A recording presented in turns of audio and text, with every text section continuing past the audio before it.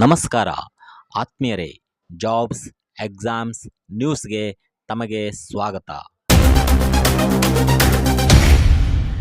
ಈ ವಿಡಿಯೋದಲ್ಲಿ ಕರ್ನಾಟಕ ಶಿಕ್ಷಕರ ಅರ್ಹತಾ ಪರೀಕ್ಷೆ TET 2024 ಬಗ್ಗೆ ತಿಳಿದುಕೊಳ್ಳೋಣ. TET 2024 ಕುರಿತಂತೆ ಶಾಲಾ ಶಿಕ್ಷಣ ಇಲಾಖೆಯು ಪ್ರಕಟಣೆಯನ್ನು ಹೊರಡಿಸಿರುತ್ತದೆ.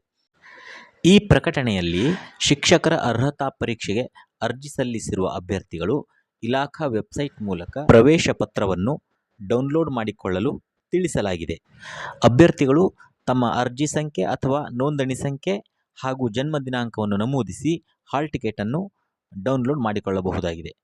ಹಾಲ್ ಟಿಕೆಟ್ ಡೌನ್ಲೋಡ್ ಮಾಡಿಕೊಳ್ಳುವ ವಿಧಾನವನ್ನು ಸಹ ಪ್ರಕಟಣೆಯಲ್ಲಿ ತಿಳಿಸಲಾಗಿದೆ.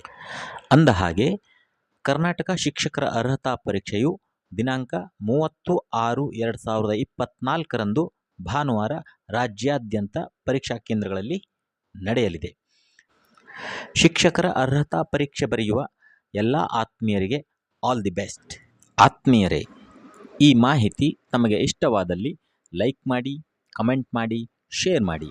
ಹೆಚ್ಚಿನ ಉದ್ಯೋಗ ಮಾಹಿತಿಗಾಗಿ ಸಬ್ಸ್ಕ್ರೈಬ್ ಮಾಡಿ.